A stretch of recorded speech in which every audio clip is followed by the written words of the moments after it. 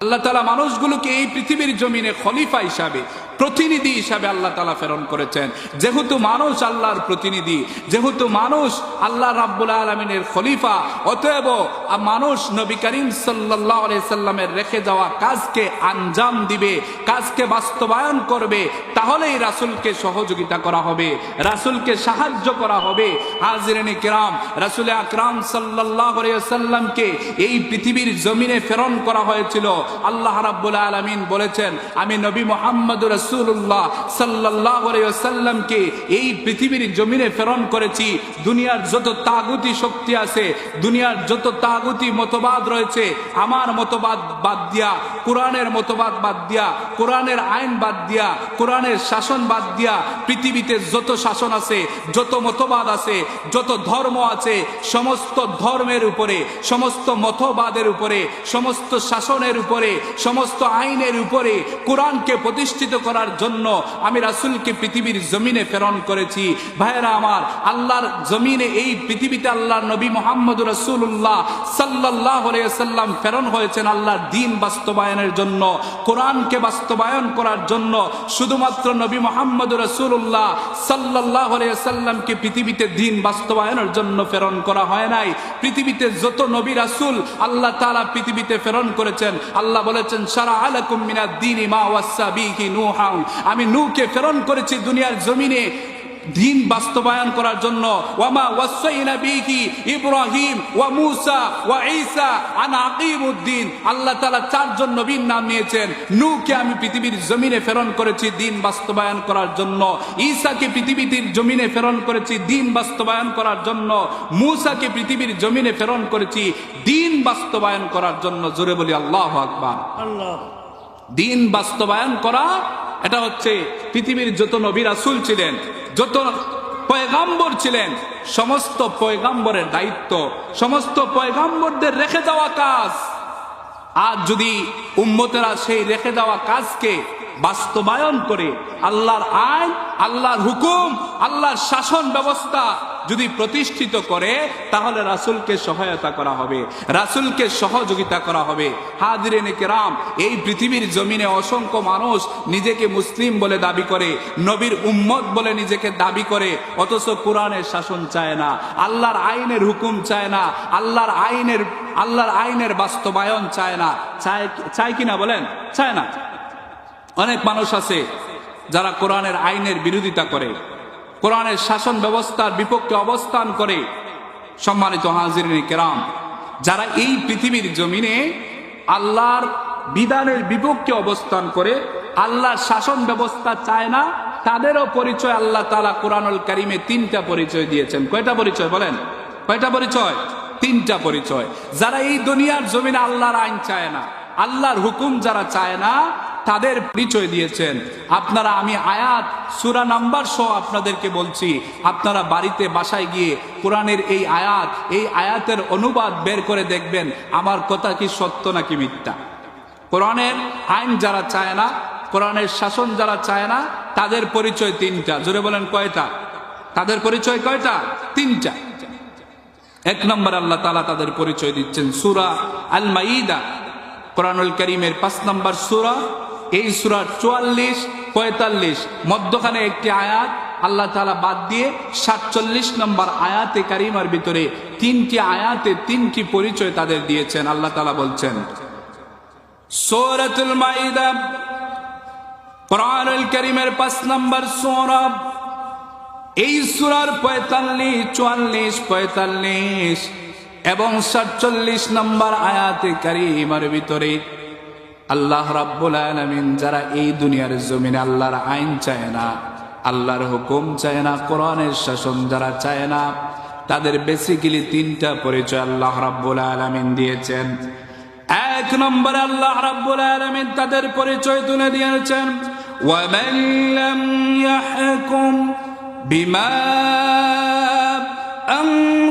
আনজালাল্লাহু ফাউলাইকা হুমুল কাফিরুন। আল্লাহ রাব্বুল আলামিন বলেন, এক নম্বরে পরিচয় যারা আল্লাহর আইনের বিরুদ্ধে নিজের মন গড়া আইন, নিজের মন গড়া মতবাদ কায়েম করতে চায়, যারা আল্লাহর আইনের বিরোধিতা করে, এরা নামে মুসলমান, কাজে কর্মে মুসলমান হলেও, দাড়ি টুপিতে ইমানদার হলেও এরা সত্যিকার অর্থে মুসলমান নয়, এরা সত্যিকার অর্থে মুমিন নয়। আল্লাহকে প্রশ্ন করলাম, আল্লাহ যারা আপনার আইন চায় না, হুকুম চায় না, তাহলে তাদের পরিচয় আপনি কি দিবেন?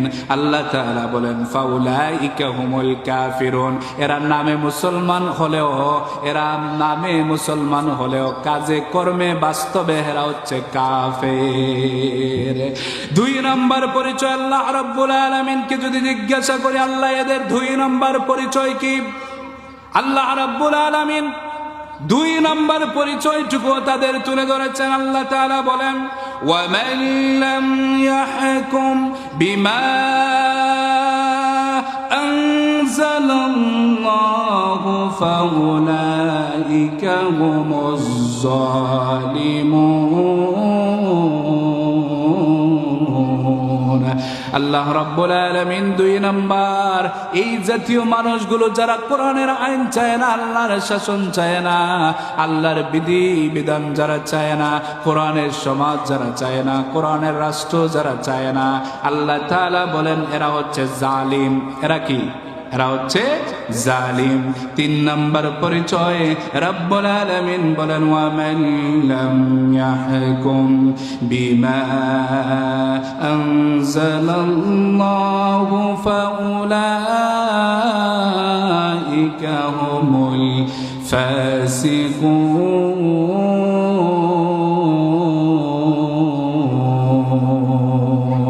আল্লাহ রাব্বুল আলামিন এই জাতীয় মানুষগুলোর তিন নাম্বার পরিচয় দিয়েছেন, এরা হচ্ছে ফাসিক, এরা হচ্ছে ফাসিক। জুড়ে বলি নাউজুবিল্লাহ।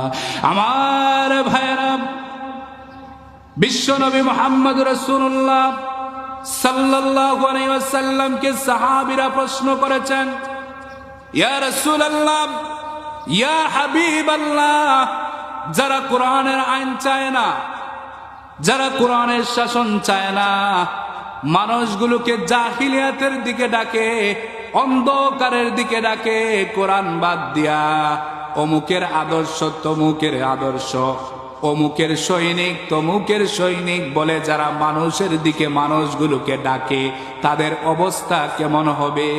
এরা যদি নামাজ পড়ে রোজা রাখে, তাহলে এদের পরিচয় কি হবে? বিশ্বনবী সাল্লাল্লাহু আলাইহি ওয়াসাল্লাম মুসনাদে আহমদের 9664 নং হাদিসের ভিতরে এদের পরিচয় আল্লাহর নবী বিশ্বনবী সাল্লাল্লাহু আলাইহি ওয়াসাল্লাম বলেছেন, মান দাআ দাউল জাহিলিয়া ফাহুয়া মিন জুসাই জাহান্নাম। বিশ্বনবী বলেন, যারা মানুষকে জাহিলিয়াতের দিকে ডাকে, জাহিলিয়াত অন্ধকারের দিকে যারা মানুষগুলোকে ডাকে, এরা হচ্ছে জাহান্নামী, এরা হচ্ছে পাপিষ্ঠ, এরা হচ্ছে নাফরমান। বিশ্বনবী সাল্লাল্লাহু আলাইহি ওয়াসাল্লামকে সাহাবীরা প্রশ্ন করলেন, ক্বালু ইয়া রাসূল